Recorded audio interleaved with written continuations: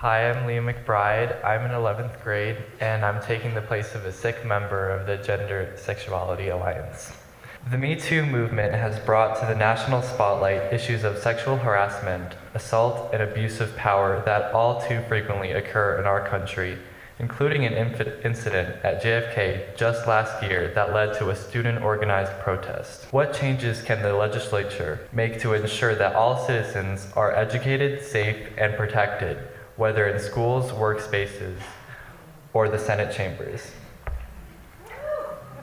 So the Women's March helped organize that march last year. We were incredibly proud of the students for taking to the streets to demand change, and I know that they were then granted meetings with local officials because of that. You know, the bill that I just mentioned, the Healthy Youth Act, would actually be really helpful in that because it helps create a culture of consent. It brings to the forefront LGBTQIA+ rights and health needs. That's the type of legislation we need to see. I need you to know that just this year, though, sexual harassment at the State House has been a real issue.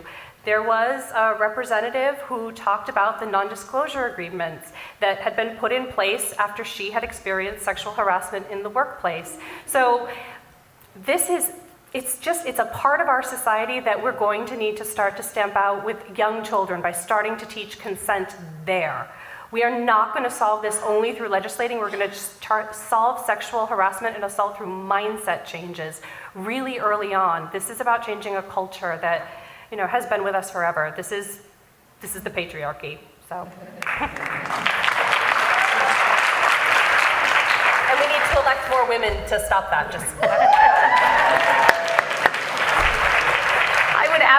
I would just agree with absolutely everything she said. The Healthy Youth Act is a big step towards this. It opens those lines of communication. You know, healthy discussion leads to healthy decisions and healthy relationships. You know, this starts in the home too. I teach my sons, you know, I've taught my sons, you know, how to behave properly and not to, you know, harass anyone. I mean, it's just a horrible thing that people are dealing with all the time. I again find that Northampton High School is doing a really good job of this. I have never heard of anything happening here that you know, that crossed the line. So I would just agree. Elect more women, communicate with each other, and let's get the Healthy Youth Act passed because that opens a lot of discussion. That's really important to have. You know.